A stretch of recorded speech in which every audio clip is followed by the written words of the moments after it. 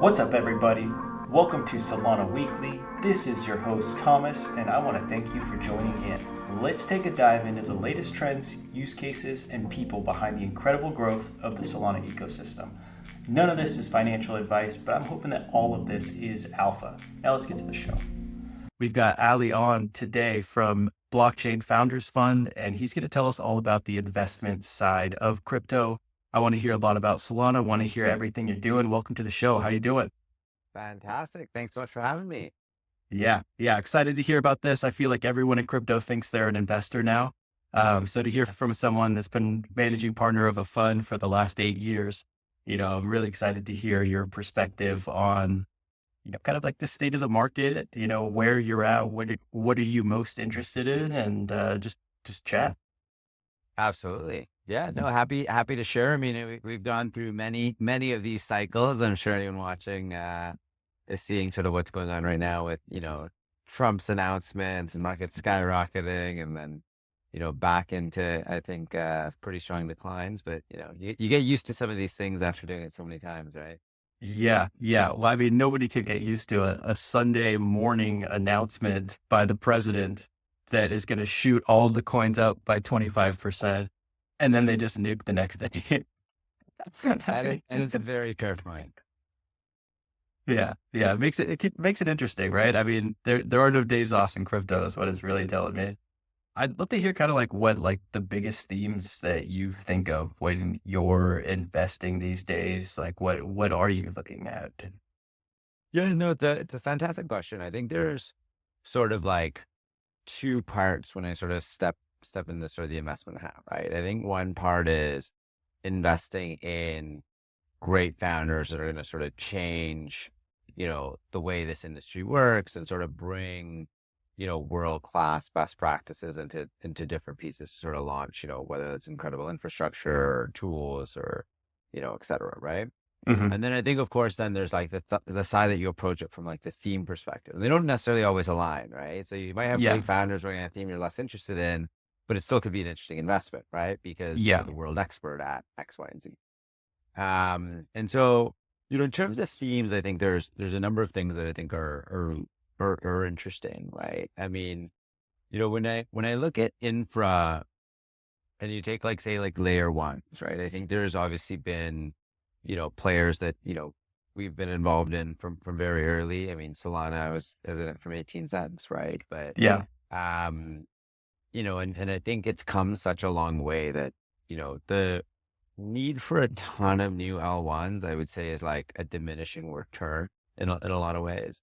Yeah. Having said that, I mean, there are still some interesting innovations coming out and the market still, in a lot of ways, likes sort of the L1 narrative for sure, right? So, and there can be innovative things like proof of liquidity with Parachain, and we're an investor there. We do like, for example, like Say Network, and invest in Yay Finance, which is sort of the top DeFi player on Say. Having said that, like, I think right now where some of the bigger gaps are is like, I definitely think tooling is still a very big problem, right? When you see and talk to founders as much as we do, we look at 300 to 500 companies a month typically. Oh, do you really? Yeah. So we look at a lot of companies, and I think like when you talk to some of these founders and you realize like half of them are building the same thing, and from not from like a product standpoint, but like that back end, like inefficiency is such a big problem, right? Like when you think about sort of the Web 2 world, like you might plug into a bunch of, standardized tools. Like you're going to plug into like Zapier, you're going to plug into like, into a number of other things, whether it's like AWS, Google, whatever. And like, and in crypto, you end up kind of rebuilding a lot of tools. You're like, okay, I need to connect in 50 APIs because I need to go get all of the exchange data feeds. And that's like 10 different exchanges. And then I got to go plug in like, all of these things.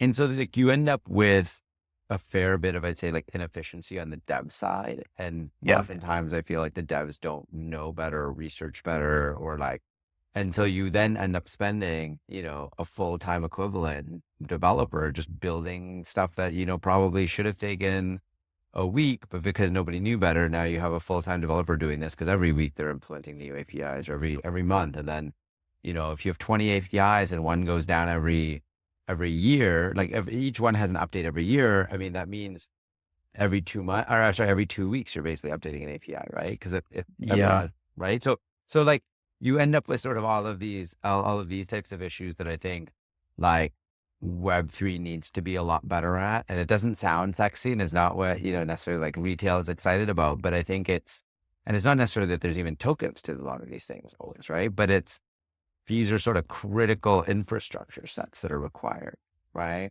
Yeah. Well, and especially if you're essentially having to rebuild it anytime you're trying to do anything on any new chain, right? You're not necessarily, providing the biggest innovation yourself, but you're providing a platform that will enable the innovation, right? Like we need people that come from Web2, have good ideas and can bring it on chain, right? And they're not going to be able to do it in its current state.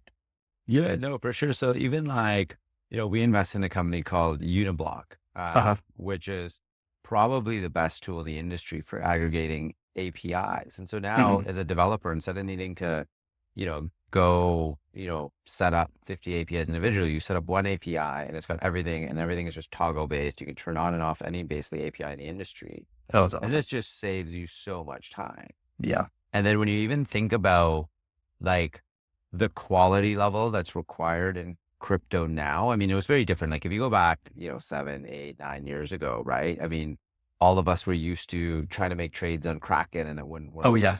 And like all of these days, I think like that like none of that level of quality is like acceptable anymore, right? The industry's matured a lot. And so, even when you think about, needing to build something where if something goes down, like one of those APIs goes down, well, you need a backup API now, right? So now if you're starting to do that as a product and you're doing this all individually, it's like a complete mess, right? You're going to spend so much developer time just trying to build this and build redundancies. So like it makes sense integrating stuff like Uniblock's going to save a lot of time as an example. And there's plenty of other, interesting examples of like sort of back end operations tools that are interesting.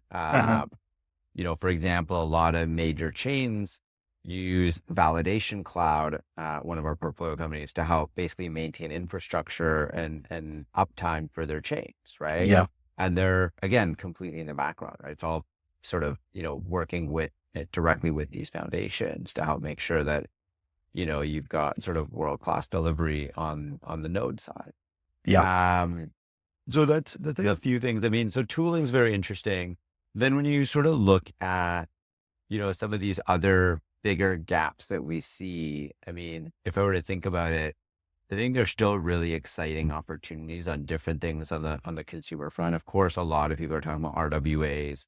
Yeah. But I mean, in reality, I mean, I was one of the original advisors to Polymath, where we sort of, I guess, started this trend, I don't know, around like 8 years ago or so, but,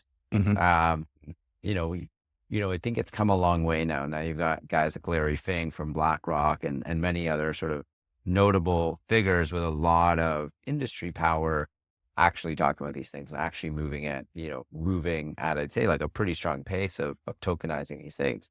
Yeah. Now, where does that actually create opportunities for startups is a whole another thing, right? Because when you start having these bigger players come in and sort of, organizing around it, that doesn't necessarily always mean that there's great opportunities from like a startup investment perspective. They might not want to use your tools. They might be big enough to where they'll just make their own or yeah.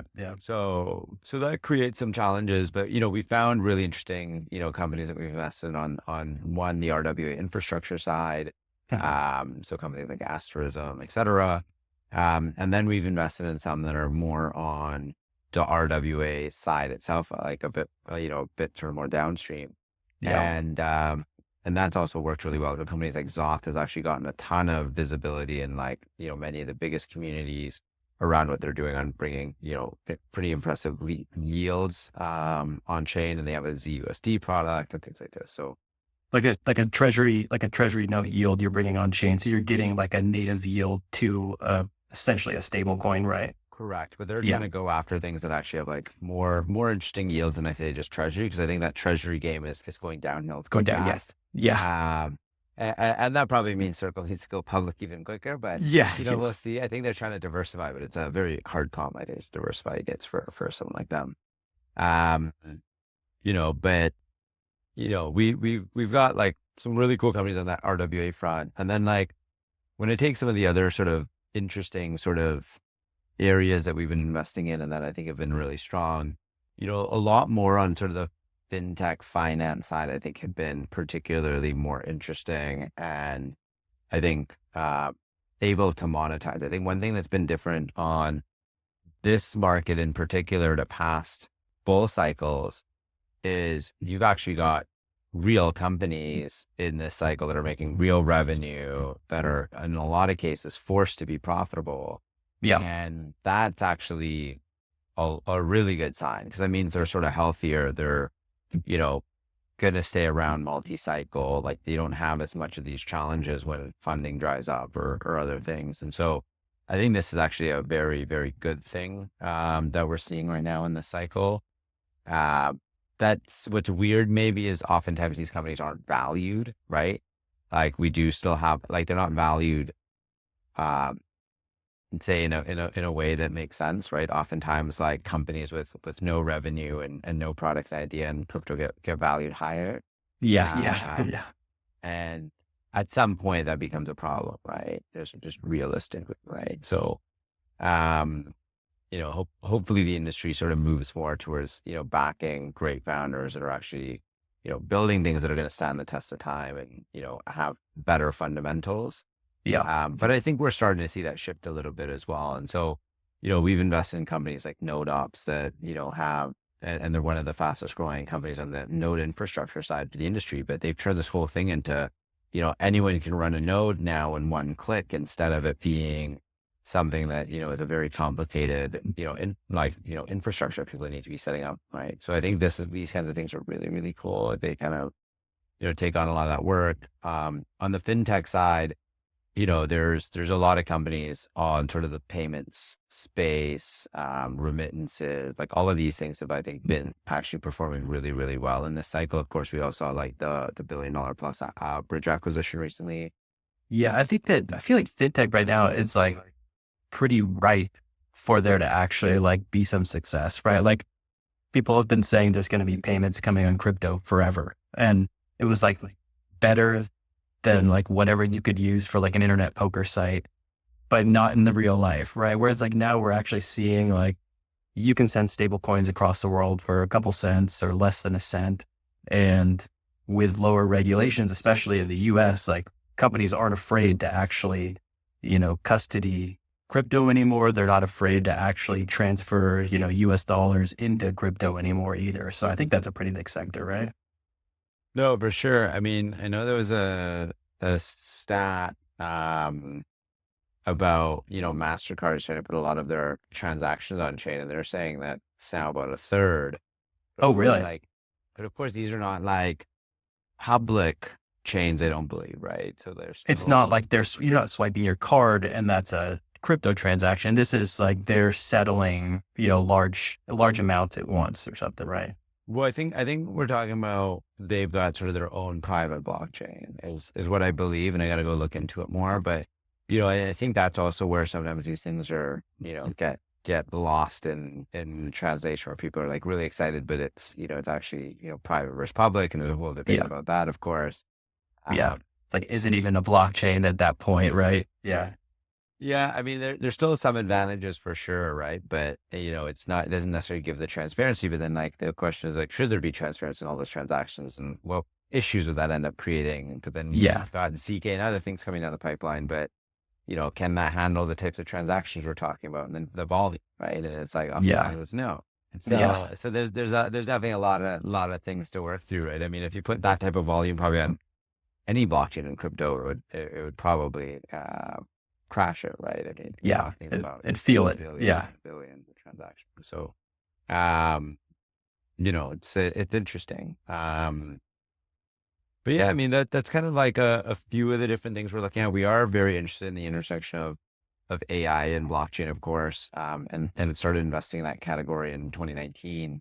Mm-hmm. But one of the things we're seeing right now is there's this huge hype around like AI agents and some of it, don't get me wrong, is legitimate. And what Virtuals is doing is really cool. But, a lot of it in reality is just like, it's not even AI, right? We're talking about like ML stuff that like, I think a lot of people in the industry have been doing since like 2017, 18. So it's like, Yeah. a lot of hype that's probably unjustified. Yeah. And, again, the problem is like, and one of my big problems with the crypto space is oftentimes there's a lot of bad actors and there's a lot of people that like, even if you're not necessarily a bad actor, if you're only in this for like a year and you're trying to make a quick buck, like it's a problem. Like that's not Oh, yeah. helping us to build this industry that's like extracting value, but it's not actually making the pie bigger, right? And so this is the problem because this is very much an industry that it's like win, win, win if we all do the right thing, build incredible things because the pie gets bigger and we all are actually better off. But you just get a lot of people that come into this space trying to take value and extract value. This doesn't Yeah. really help, right?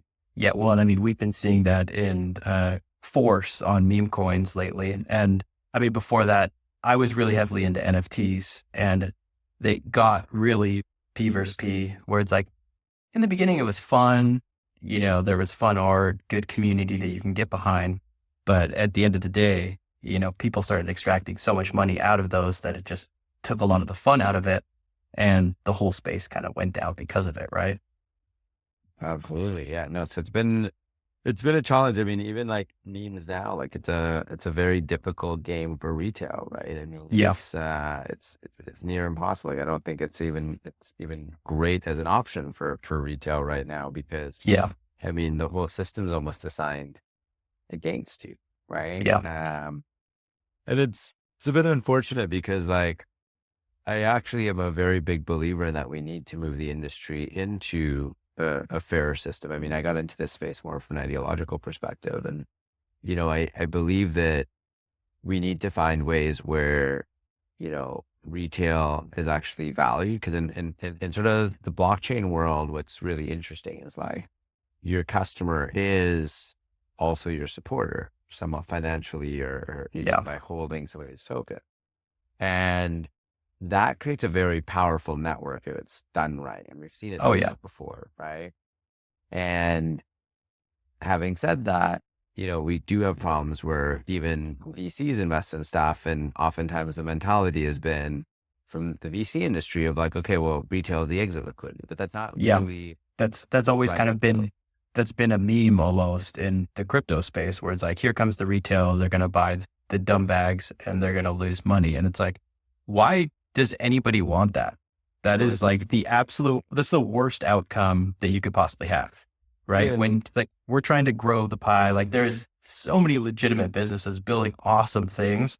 And then you get that to kind of like extract it out of it and stuff. No, I agree. I think it's a big problem, right? Like, and you get a lot of VCs that partially, started just investing in things for a quick buck, and I think it drove Yeah. that cycle or that problem. But like, if VCs are doing the right things, which is trying to invest in stuff that is actually like transformational businesses, like they are win-win-wins for everyone. And the idea of even ideally getting retail in at the same prices as VC would be phenomenal. Like that, we need more of that, right? And even, I've talked to some launch pads that our companies work with, and I'm like, hey, like let's have retail come in at the same price as we came in at. Like I don't have a problem with it because at the end of the day, like if you think about it, in a lot of ways, like retail probably is more beneficial than VCs, right?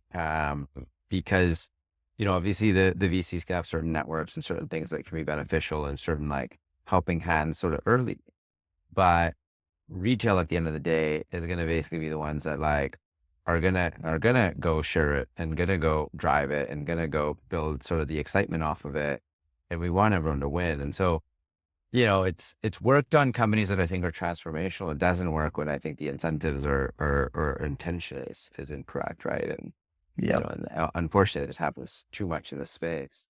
Yeah. Yeah. And that's actually one of the things that I wanted to talk to you about was like the rise of the Echo platform, right? So Kobe's platform basically opens up a lot of the investment opportunity to more people, not to everybody, right? Like you still have to be an accredited investor, but these are a lot of deals that not everybody could get, right? It's not a small like cabal of angel investors that can get the best deals anymore, right? This really opened it up to a lot more. So I think that we're on that direction, right? We're not necessarily there, but I've I've enjoyed it. Like I'm part of Echo and I enjoy looking at a lot of the deals, but I know that I don't know enough about a lot of these deals to actually make money on them, right? Like I don't like if I saw 300 to 500 different deals a month, I don't even know which ones I would pick, right? Like that is way too much. So like I I don't even know like walk me through your process when you get like is that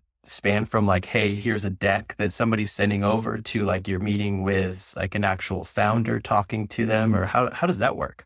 Yeah, absolutely. So yeah, so I mean, I'm a big fan of Echo as well. I think Legion's been doing a really good job this cycle. I think Uh-huh. Coinlist as well, like has Oh yeah, also had like a Quintus. pretty high standard. There's a number of others that I think are like, quite interesting that I respect a lot, right? Like Paid as an example was, more popular last cycle, but I actually really like their filtering process. And I know that they're able to go get projects, really, really early that I think have Mhm. a lot of high potential, right? And I think those make a lot more sense to me than a lot of the sort of like high FDV stuff that we're seeing in the space that I'm like, this is crazy even for like VC. And I guess like a lot of these guys are just trying to push it to retail, but it's like a big problem, I think. Yeah. Um, in terms of our process, I mean, so we look at a lot of companies, right? It comes from a few different sources. So one, a chunk comes in from events. Mhm. Two, a chunk comes in from our website and just people reaching out to us on like different social media, whether it's like X or LinkedIn, etc. And then three, we coordinate with about 410 funds on a weekly basis, on deal flow sharing. And so that ends up driving, a fair bit, right? So every one of those funds sends one deal every month, right? It adds up That's a pretty lot. quick. So, Yeah. Yeah, that's a um, lot. and, um, and obviously some of those repeat, et cetera. But like, we end up looking at about 300 to 500 unique deals a month. And, we get every single deal to share information into our database. And that usually helps us to get like their decks, sometimes their data rooms, some other details on it.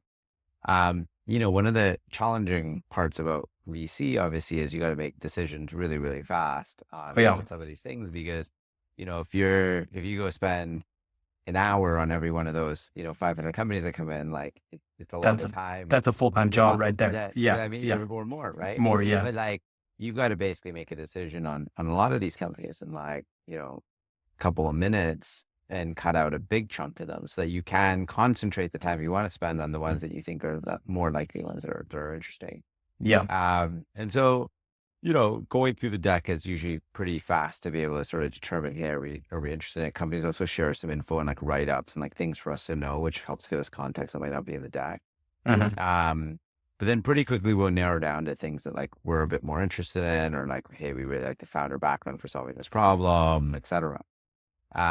Of course, if it's like an event or if they send in a video or other things, it's even easier because like you can see some maybe certain things that you want to see that you don't get from a deck. Yeah. Face to face is always so much better, right? It can be. I mean, to be honest, I think some founders actually put themselves at a disadvantage by doing in person because like they don't actually know their talking points. Oh, yeah. We recommend that, and this is maybe a little bit, we have a very high standard, but like, we recommend that our founders have their talking points down to 11 seconds for their hook. So you should be able to sell your company within 11 seconds, 30 seconds, and 90 seconds. And then Wow. if you can't do that, like there's a big problem. So like sometimes founders are like, oh, 3 minutes is like sometimes like, yeah, like a couple of days ago, I was judging a pitch competition at ETH Denver. Uh-huh. And like one of the founders, like, I can't explain my business in 3 minutes. I was like, well, you're not. Like, that's great. 3 minutes is way too much time to be able to, like, right? I Like, got looking for 11 seconds here. yeah, Yeah. like, Yeah. if someone's not interested in like the first couple of sentences, like they're already checked out. Like you already lost Yeah. them, right? And that's the part of where like I think founders need to get better at. And like, if you're going to spend 4 hours on a plane to get somewhere, you should probably practice your 11 seconds so that, Oh yeah. you can sell it to someone when you meet someone that could be interested, right? And, oftentimes I'll see founders that like can't even probably explain their business in 15 minutes or 20 minutes. It's a Right. huge problem, right? Yeah. Yeah. So that's something good that everyone should go practice. In terms of the pitch deck side, I mean, there's certain things that obviously stand out, whether it's like traction, team size, why they're solving certain things. One of the things we're trying to also understand is like, how fast is a company moving in as little time as possible. So we call it progress over time, but it's probably the most important metric. Hmm. And that doesn't necessarily mean they've got like massive market traction, but like if you build something really complex in a time period that seems like a lot less than someone would expect, it's already a very good sign, right? Like things like that. Yeah. You could see like these are like special people building something that, the size of it in a very short time that other people couldn't even think about doing type thing. Right. Exactly. Yeah. Right. And I think that's like very, very, very important. Yeah. And so these are the kinds of things that we're looking at, and then we'll hop on calls and like we have our own internal system of like when we get on calls, we take notes. We've got a rating system off of each of those calls as well.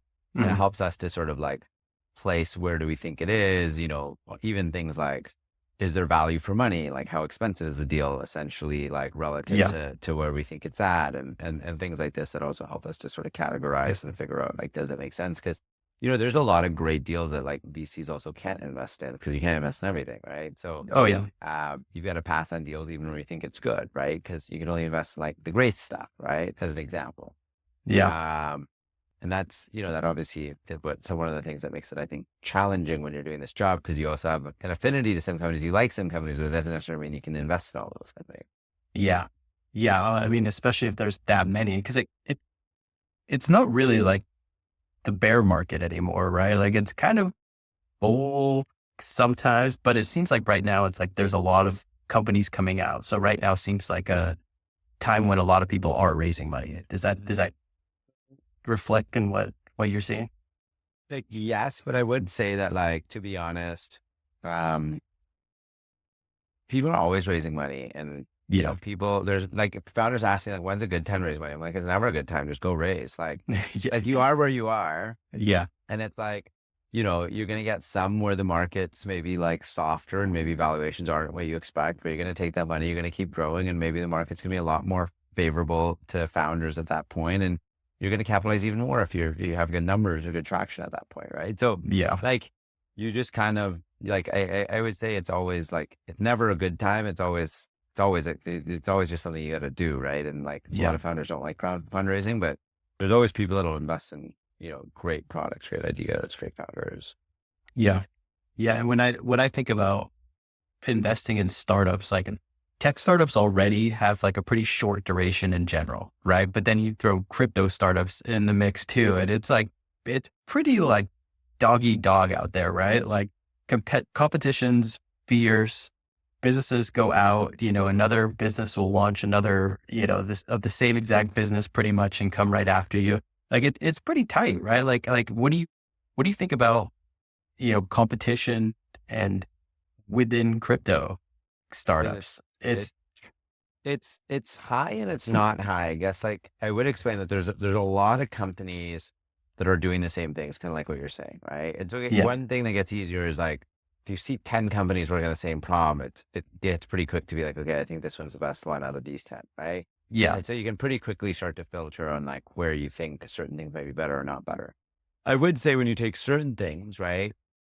Like say like AI and blockchain. And you look at like what's happening and all the hype around that over the last, few months. I know it's died down a little bit, but you take all of that hype around, what people are building in terms of like AI agents and you think about it even for a second and you're like, this isn't even the quality of where AI is at in the world. It's way below where we're at. Like this is going to get eaten alive, right? Like these things aren't going to be returning money to VCs, like a lot of these, or to anyone, right? Even if retail Yeah. invest in them. I mean, it's just like not good enough. Like in a year, is that going to be around? Like it already looks like they're using AI from like 2020, right? I mean, and so like, and it's more like ML, right? But you see a lot of this problem and I think a lot of this is the sort of that cash grab thing. And so sometimes Yeah. when we think about it as like, are you building a great company or are you trying to build a great token? And Yeah. I think if you're trying to build a great token, it's oftentimes not a great fit for us because like we're trying to invest in things that actually stand the test of time and like actually build incredible things for this industry. And that means some of the companies we invest in won't launch token, some of them will, but like we want great companies because they need to be sustainable. They need to actually be like contributing to the space, not trying to like, be something that's a shiny, great object for a little bit as a token, but like not actually a real business, right? We're Yeah. not The building the the own incentive, protocol or like things like this, right? yeah, the incentives were pretty perverse there for a while, where if you launched an AI token, it'd have a $500 million market cap in a day or two, right? Like it was insane. So you see why people would do that. But I mean, that's exactly what we were talking about. That's extremely extractive and it's just terrible for everyone involved. Yeah, like retail is not making money on these things, right? No. And VCs aren't going to make money on these things because even by the time, it probably gets to like those unlocks, like it's probably already tagged, right? Or close to it. And so this is like, I think a real problem in crypto where like people oftentimes like drop what their standards are because they think there's like a liquidity premium. So like you think that like because the token is launching sooner, it should be worth more. And like, I'd almost argue right now that there should be like a negative liquidity premium because the faster tokens are launching, the more The negative they more like are. they're going to go Yeah, they're down. like, Yeah. and so like there's definitely a problem here. And I think companies like getting valued so high in crypto doesn't make sense because it just creates more sell pressure, right? It creates a Yeah. bigger problem. Um, and so I definitely think some of the valuation metrics in the space are wrong, but Yeah. It's hard to get away from is like crypto in general has always been like a place to go gamble or a place where like shady people will go to take advantage or do whatever they can where they're not like in the space all the time, right? They're going to come by if they can make a quick buck, take it and leave, right? yeah, I mean, I agree. And I mean, it's been like that, you know, early days too. And I think like one of the ways that people gravitated early is like, you'd look at world-class developers or people that already started building stuff or have had a history of success. And, retail was okay at this in the sort of, even in the ICO boom, right? Like I remember going to Japan and it was like actually one of the most impressive things. You had rooms filled with people that were like lawyers, doctors, et cetera. And they would have pages of questions and research on a project before the actual, like they even met the company. Oh, awesome. And then they would actually have like very detailed questions, but this wasn't like a few people there. This was like the vast majority. And you had to have 50-50 gender balance at that time. It was like very impressive. Yeah, that's, And, I think if you're going to be putting your hard-earned dollars into something, like you need to find ways to, have some trust and some reliance on some of these things. Cause like it is difficult. Right. And if you're going to be doing it, like you're ideally investing in people that you think like have good intentions and ideally have shown that track record, and you'll still get it wrong sometimes because people can change or whatever. But, it does help to look at those things. Right.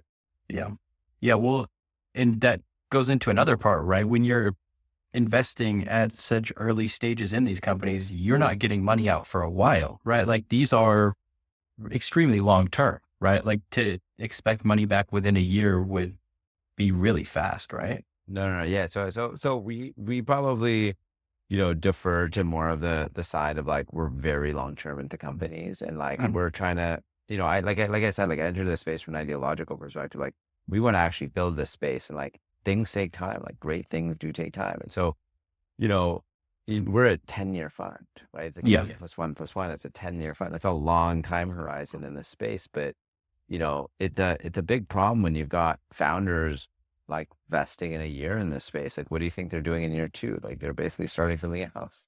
Like it's a huge problem. And like, you didn't build great companies in Web 2, overnight, right? Like Apple or Microsoft, like we need to go build the companies that stand the test of time in this industry. And oftentimes these incentives are even make it worse, I'd say, in a lot of ways. Yeah. I mean, that probably helps like filter out half of the people that you talk to, right? If you're like, all right, I've got a 10-year time horizon, where are you going to be in 5 years? And they're like, we're just trying to get through tomorrow.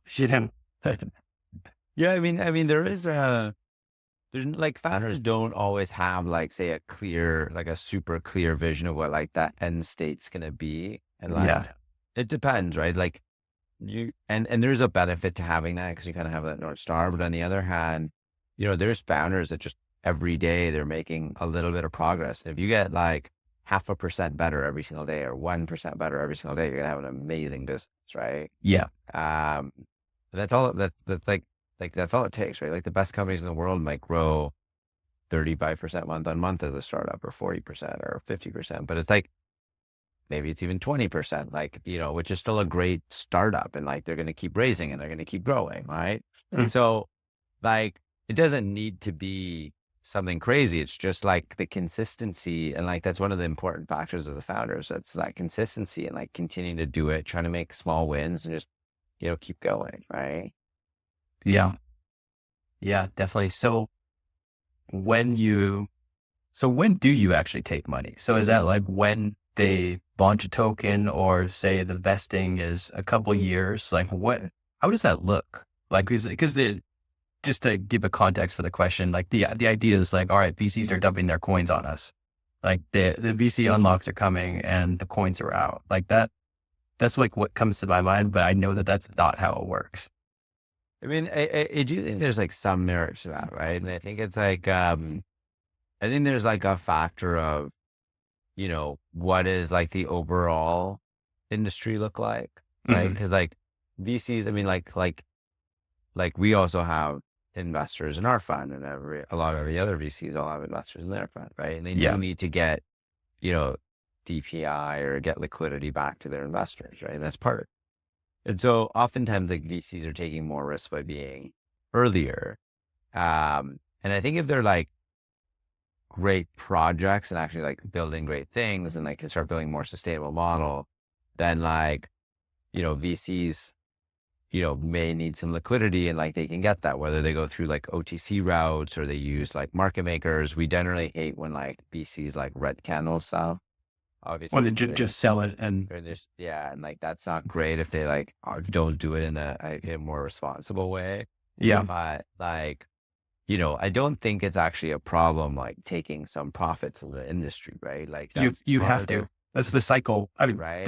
there's a cycle in crypto for a reason, right? And, Like you have to in and you order to wouldn't keep you going. wouldn't be a live multi-cycle either Yeah. if you weren't, right? Yeah. Having said that, there are like I think more responsible ways and less responsible ways to do it. Yeah. And I think there's also like outlooks on projects and how things have changed, et cetera. Um, and so like, on many projects, we may not sell any initially because we actually are very excited about where it's going. And we have a pretty good idea of like what's sort of in the pipeline or what's sort of next. Right. Yeah. On the other hand, there would be projects that like you'd have to take liquidity on, like, the VC unlocks are there, same as like other unlocks where you have a pretty good idea, like might be a 12-month cliff and you might have invested even like a year or two before that. So you might be on like year 3 by the time you're unlocking, and then, might, vest over another 12 months or 24 months or 18 months or whatever that is. Right. Yeah. Yeah. That makes sense. So when you're making investments for that long, you're not looking for a 20% gain, right? Like when you're investing in these companies early on, it's like the way that I picture it is maybe you invest in 10 companies or 100 companies. Some of those might not go down, but the winners are going to be really big, right? Yeah. So that's definitely the idea around it. I don't know if every VC really follows that, but Yeah.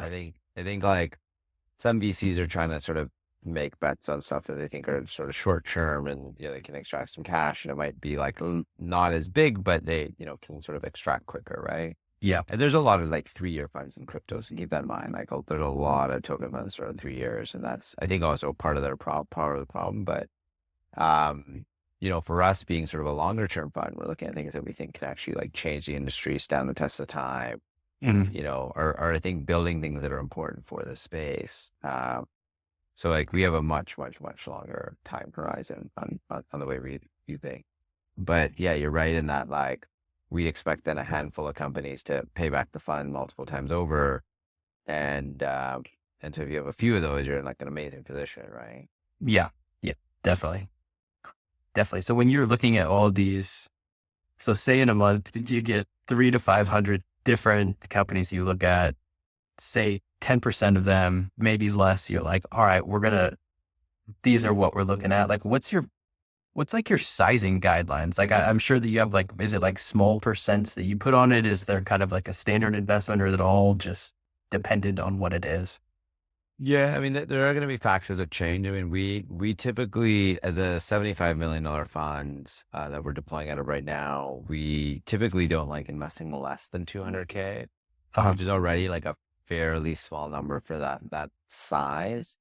Um, Having said that, in crypto, we think it's also valuable to like, invest a bit, get under the hood, like work with the founders, and then like go right follow-ons, because there's a lot in this space that changes when you're outside of the picture, and then when you're inside of the picture and you see how kind of everything's working, right? And so, Oh yeah. like, it does help us to de-risk, with that strategy. And then we like companies early. Like, we like actually investing multiple times in companies. So oftentimes we'll invest in companies at like a 5, 10, 15, 20 mil val. Mhm. And then, we might write an additional follow-on, on their next round or things like that. And we like that because like we've gotten under the hood, we see how things are sort of operating. And then, when we write that follow-on check, there's a lot less risk because we're already, essentially in some ways an insider there. Yeah. Yep. Now, do you guys advise those companies as well? Or are you investing in them and just kind of like keeping track, helping out if you can, or how does that work? Yeah, so we are pretty hands-on. I mean, I would say that like, when we started Blockchain Founders Fund, we didn't really look at it necessarily as like as the investment side. I think the way we thought about it was, you know, I'm a founder, I sold a business, my partner's a founder, he sold a business, and we just want to help founders scale and like build incredible things. We just want to work with, some of the smartest people in the world and help them, help make those visions a reality. And so that's sort of a big part of like our ethos is like we are extremely hands-on. There's a lot of VCs that aren't. Yeah. To be honest, I mean, I and we tell our founders this too, like if you're raising and you had a choice of investors, like, yeah, you probably want the strategic ones. But if you didn't have a choice of investors, like it shouldn't even matter that much anyways. Because if you know what to do with the money and you can sort of make sure you're surrounded with people that can help you through that, like the money is kind of what you're missing. And so it's fine to have investors that'll just give you the money. Yeah. Yeah.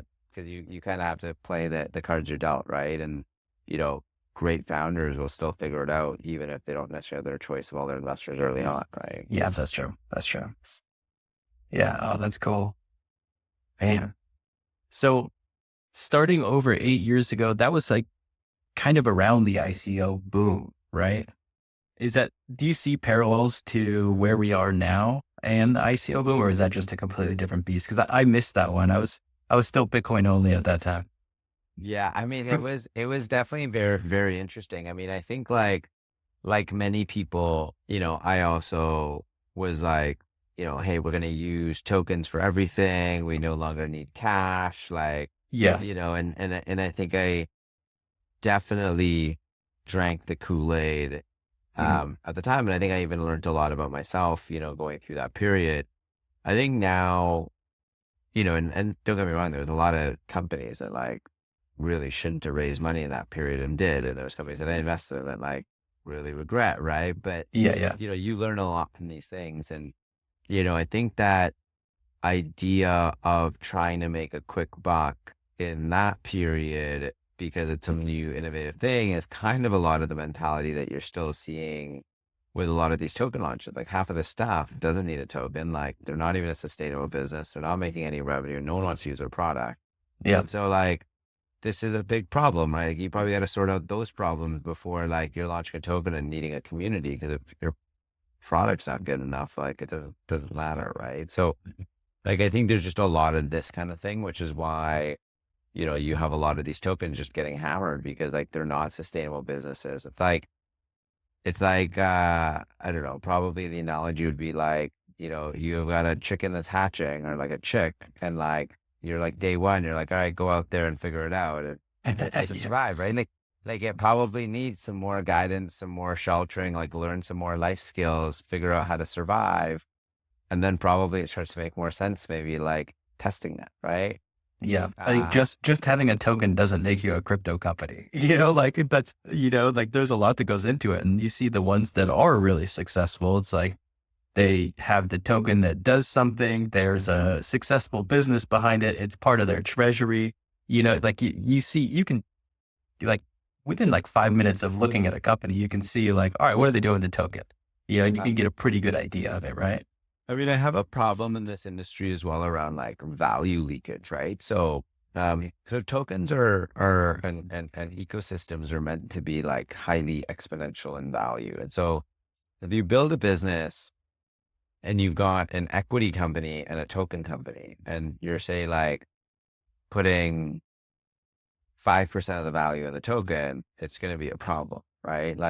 Because now you're kind of taking a lot of the value out of this ecosystem and sort of putting it into this other instrument. But so like, and if you put 50%, it's maybe good, but it's not like great. And if you put 100%, now you can actually like get a lot of the benefits of creating like an exponential, like viral economy or like system, right?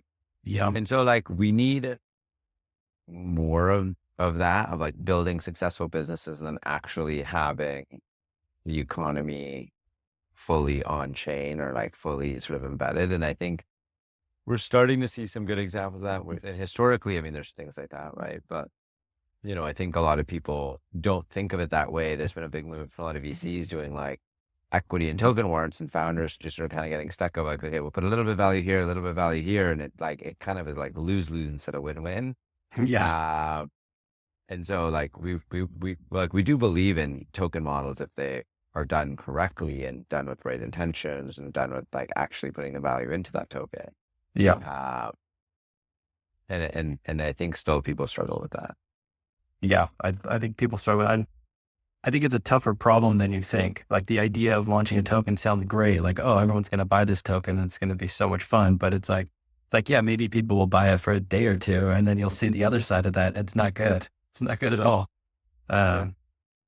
And, I guess there'd be probably some examples of like really good companies that had a really bad token launch and then that was negative for them, right? Because that's So I love that you went for that. So we call it the death spiral. the death spiral.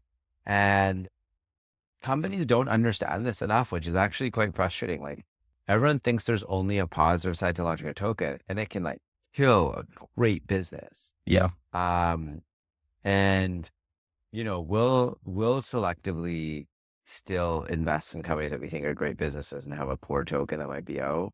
Mhm. But it's very difficult. And I would say the valuations are even a lot lower than what it would be had they not had a token at all. Yeah. Because it actually creates a very big problem. And I think like as people see the value of that token, it's a reflection on the business, right? But like it is and it isn't, but people definitely perceive it to be. It's hard to look past a token that went down 99%, right? No matter how good the company is, I guess. Exactly, right? And so, we recently invested in something where they acquired a token as part of like a merger. Mhm. And I'm actually very bullish on some of the new things they're doing around like the economics, but it's like, it's a very small cap token, but the business is like rushing it. The founder's got an incredible track record.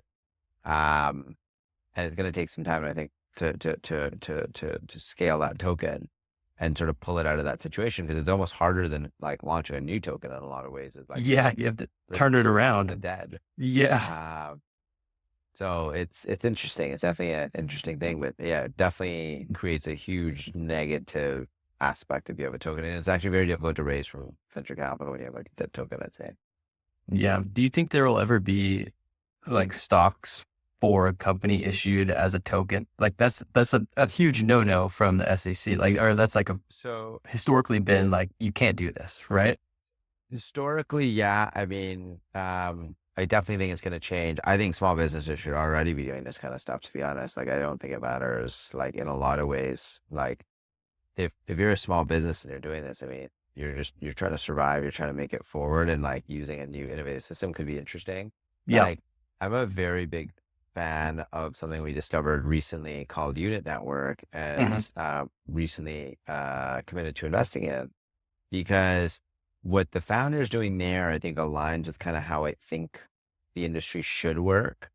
And one of the cool things about Unit Network, and they can connect with any layer one, but what's cool about what they're doing is if you were to launch your token on Unit Network or as part of Unit Network, you basically take your treasury And you can then say like hold it in a various set of assets. So say it's like Bitcoin, ETH, USDT or USDC and like Solana, right?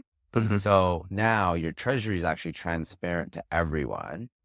And basically like you now have almost like a minimum price. So like someone could sell your token, but they could also just redeem against the assets in the treasury. I think this Oh, is yeah. actually Okay. really, really cool as a concept. And I think it creates a lot more accountability that's required. I think it, uh, in reality, actually is part of like how decentralized companies should work, in my opinion. Like there's a bunch of companies right now that trade below the actual holding value of their tokens. So Mhm. like of their assets. So like, why can't you redeem against the treasury on those ones, right? Like you That can, makes sense. Well, and you don't necessarily want to hold a full treasury of your token, right? Like yeah, yeah. you'd want like a basket of assets to hold against anyways. So it's better for the company and better for people that want to hold it, right? Well, yeah, it's when the company raises, they'll end up getting like USDC and they'll convert that USDC into Sol, Bitcoin, ETH, and Yeah. then now you're gonna hold some of that, right?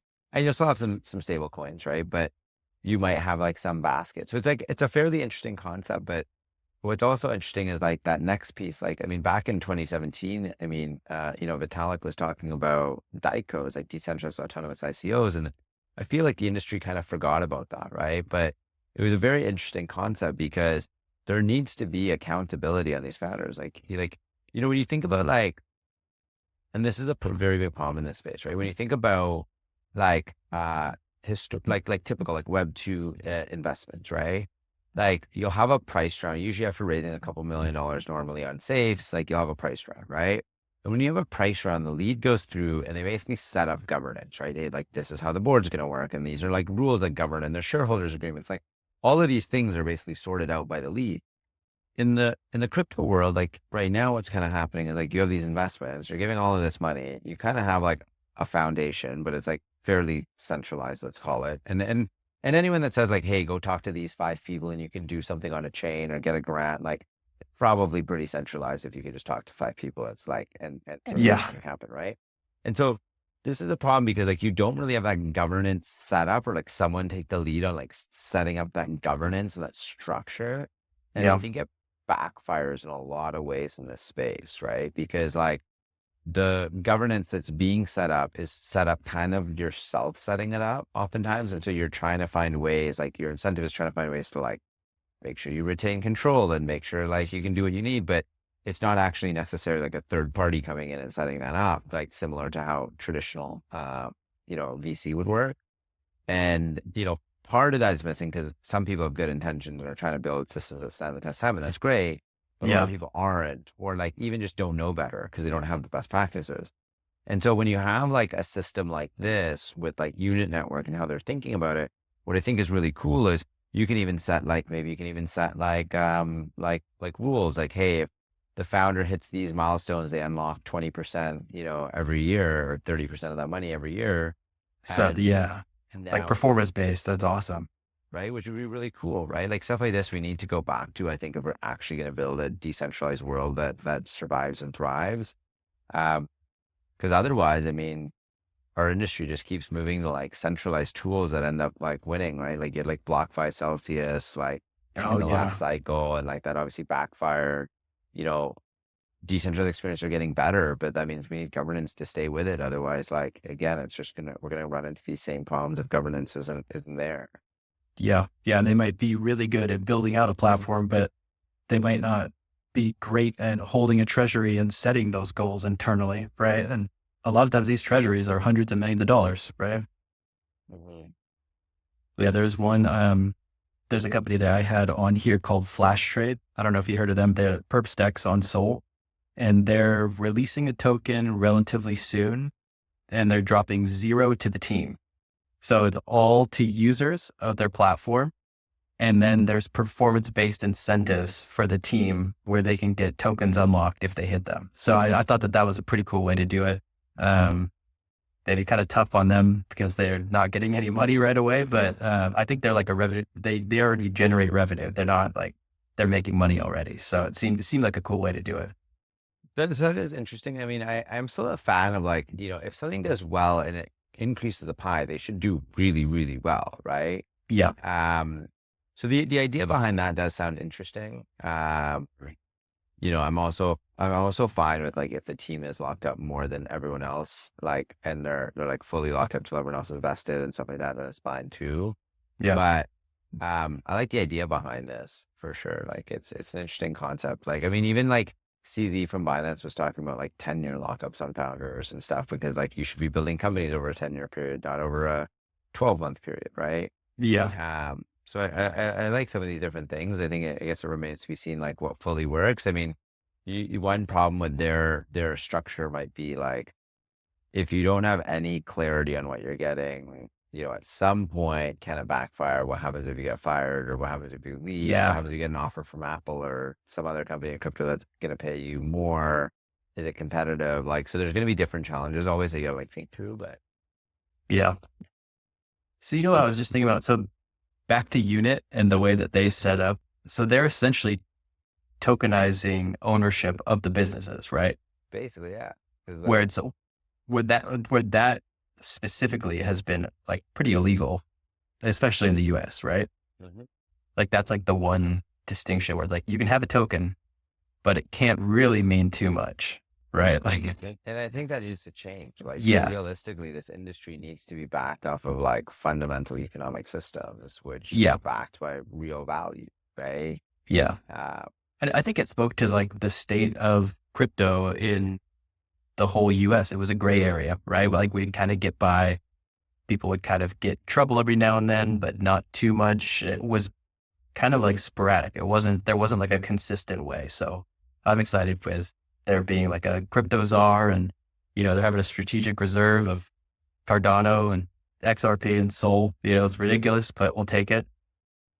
yeah, no, I mean, I think it's fantastic. I mean, I do think that like, this industry still has been like forgiving to people that, do take advantage of it. And realistically, that sometimes where regulation does help. And I'm Yeah. not necessarily the biggest fan oftentimes of a lot of this regulation, but if a lot of it's there for a reason, right? If you go scam people a bunch of money, like you should probably get prosecuted, or there should Yeah. be some, like deterrent and some repercussion.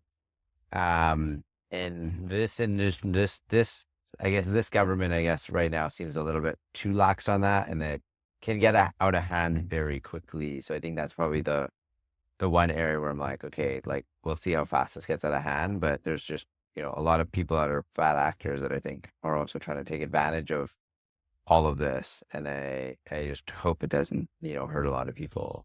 Yeah. Yeah. I think anytime there's money involved, it's like greed just takes over and they can go crazy. And it's like, it's hard for us to police ourselves in crypto, right? Like people will scam one cycle and they'll just come back the next cycle, with a new Twitter name, and there's no real accountability, right? Like, and I don't know how you get past that.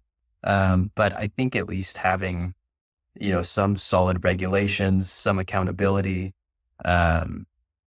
gets us to the next step, but I don't know where. I do believe, so I'm a very strong believer still in like a hyper decentralized world. I think like we're going to have a successful sort of like, let's call it like, regulated world. And then I think we're going to actually have a very successful, like unregulated sort of, world, and like like fully decentralized world. And I actually think both can like succeed and thrive.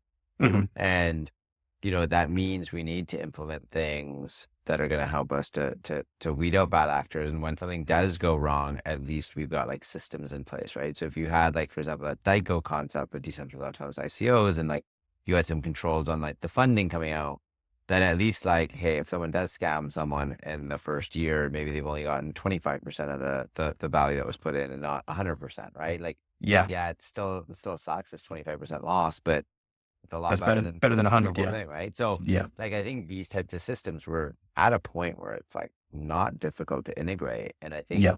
you need, and this is also maybe where like VCs can be helpful, is trying to make sure that like early partners, early VCs are actually helping to integrate these types of systems, because that means like everyone's going to be protected. That means the public is going to be protected. And that's going to mean like we're all better off, right? Yeah.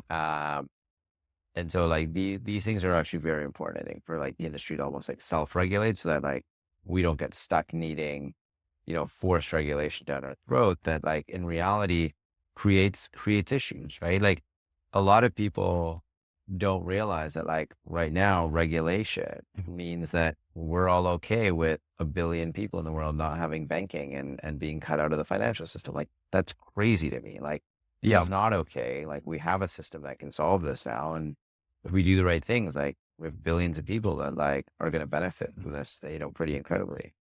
Yeah. Yeah. 100%.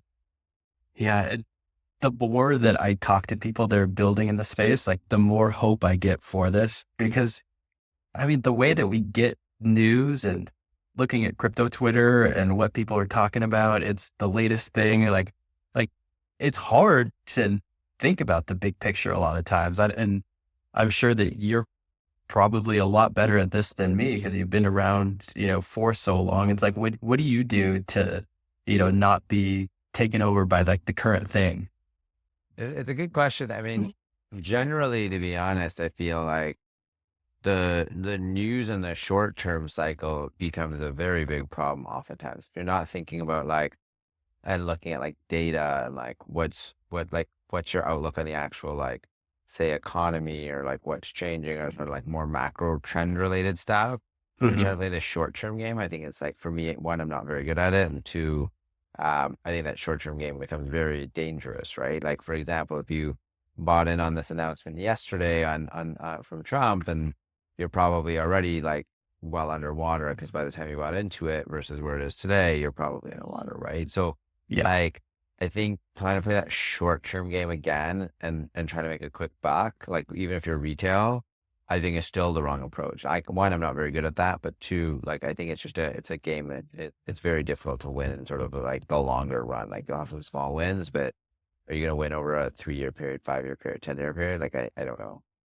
Yeah. And that's kind of always been who the biggest winners in the market are, is people that have a lot of time in the market with good investments, right? The day traders, we hear about the best ones that make really big trades, and it's great to see, $1 million+ P&Ls in a day, but that's not normal, right? Like we're talking about like 0.1% of people that can really do that. And especially in like volatile markets like crypto, right?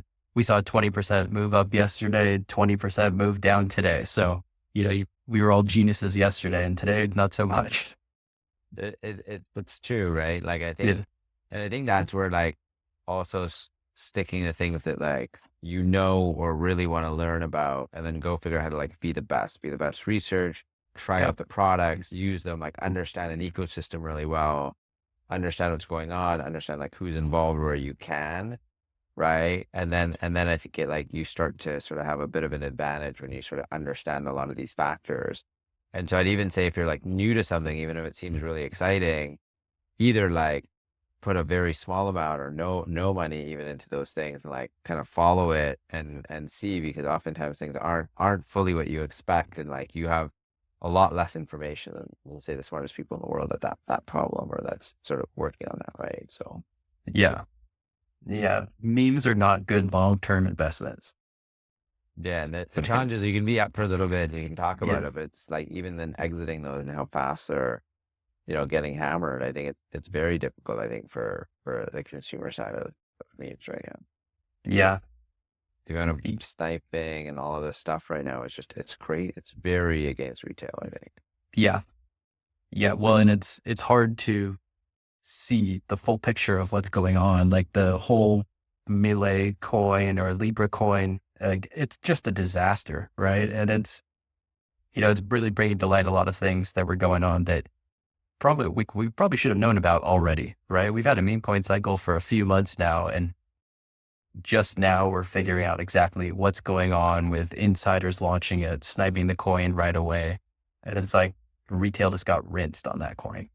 Yeah, no, it's true. And it's challenging. Like I definitely think, some people are good at it, and I think that's great. I think for us, we take a very long-term approach, right? And it's like, we want to go have bet on companies that we think are going to change the industry, and we know we're going to do really well, if we back sort of the right companies there. Yeah. Versus, I think trying to play the short-term game is it's a dangerous one in the space. Yeah. Yeah. So one thing that I was thinking about or that I've been talking about on here is there's not necessarily going to be like a super cycle. I think it's not, the coins aren't going to always go up forever, but I think what we're going to start seeing is more of like an on-chain super cycle, right? Like there's so many more real use cases of blockchain right now, like especially on Solana, like stablecoin savings accounts, payments, like at least in my mind, like I think that that's like really cool, like really important, and like what I like to focus on. What do you think about that? Yeah, I mean, I think there's still a couple of parts, right? There's like great businesses that don't necessarily need a token.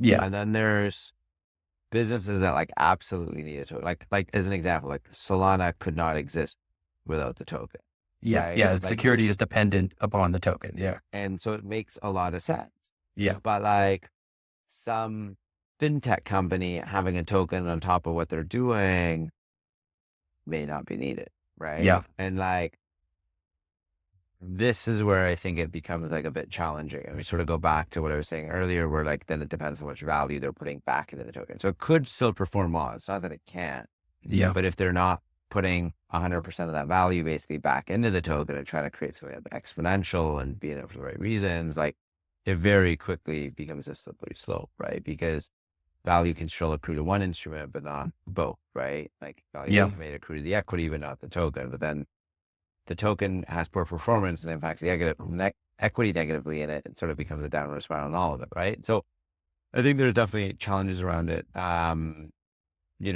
think there's some really cool things we're looking at right now. Like we're looking at a decentralized Forex protocol, and I think that could be really, really interesting and needed in the industry. yeah, We recently invested in like a decentralized commodities, exchange that I think is again like very needed if we're going to start moving like RWAs and space. So like these things were like that token's actually like core to an actual fully decentralized product. We recently invested in a decentralized insurance network called Dean. And oh, like I think these things are like almost like a necessity for decentralization to thrive because you can't have extendable markets if you don't have decentralized insurance. I'm not talking about like Web 2.5 type insurance. I'm talking about like hyper decentralized insurance. And like this is required, right? And then really it's like an untapped market still to a large extent. yeah, yeah. Oh, it's exciting. That's exciting. So you're making a circuit around the US. Where's the next stop? Are you hitting a bunch of different events or just kind of stopping by, or what's Yeah, the so plan? I'm in New York. I'm actually trying to spend time with some of our founders and really help them to solve, major challenges, and like, go raise, larger new rounds, things like this. And so, we've got a company called Credit that's, helped issue millions of loans now, to consumers around kind of like microfinance loans, a lot of Okay. Africa. And it's been like highly impactful. Founders here in New York, they're, one of the fastest growing companies that I've seen in general. And he's doing really well. And so, going to spend some time there and, some of our other founders have gotten acquisition offers recently. And so having some of those discussions in person, but just, trying to spend some time to support our founders. But I'm in New York right now. I'm going to be in Boston and then DC. And then I'll be in San Francisco as well, sort of mid-month. And so there's always great talent, great tech happening in a lot of these cities. And so also Yeah. meeting new founders, as well. Is is the US like rejuvenated with all the lower regulation or what's Absolutely. I mean, I do think the US has sort of almost created a vacuum in a lot of ways, right? And this is exciting, right? There's yeah, incredible talent here in the US, and it was almost sad or unfortunate to see how many founders were leaving the US and going elsewhere. And we've seen other countries do the same thing, right? Like Canada had the same problems. I mean, Ethereum was basically invented in Canada, and you had like yeah, similar problems where like regulatory, pressures basically led to Ethereum and the next, thousands and thousands of projects that could have been built, in Toronto went elsewhere, right? And yeah, that sort of helped create stuff like Crypto Valley and Zug and like other places, right? And it's regulation can have a very, very material impact. Yeah. And so it is exciting seeing what's happening in the US, for Yeah. sure. And I think it's created a whole new set of energy around the US, which really wasn't there, even like 6, 7 months. Yeah. Yeah. Well, I mean, you look at all the different lawsuits that are being dropped right now. It's like against all the crypto exchanges, there was big lawsuits open. Like if you were a crypto company in the US, you had a lawsuit with the government probably, which I mean, that doesn't set a good precedent, right? So for at least like everyone that I've talked to, like they're pretty excited. They're able to stay in the US, hire more people, and not risk getting debanked, stuff like that. So it's good. Absolutely. Sounds good. Sounds good. Well, what else are you up to? Anything else that the listeners of Solana Weekly need to hear? And any cool Solana investments that you want to talk about? Yeah, I mean, one thing that I think has been really interesting. I mean, I'm a big fan of Solana. I think it's, really changed the narrative, across this industry. I mean, over the last, few years. And, Hmm. what's really cool is that like every company right now is, thinking about like, what's their Solana strategy? How are we going to support Solana? How are we going to integrate with Solana? I think this is actually very good for the industry because Solana is sort of at the core of a lot of these discussions, right? Mm-hmm. So I do think that's been really, really good. Of course, there's, like our companies that are working in tooling or, supporting Solana, and we want to see more from, the foundation, et cetera, and like making sure these kind of places are all brought together so that people have like more awareness of like, hey, we can speed up development. We can speed up all of these different things by like partnering here, here, and here. And these are kind of like the best people to work with. Yeah. But I think they're doing a good job. Obviously, like we always want to be better. We always have this industry like built faster, built stronger, et cetera. Yeah. But I think it's very impressive. I think like the narrative, of course, like the reserve announcement yesterday, with Solana obviously being part of that, I think is pretty exciting. Yeah.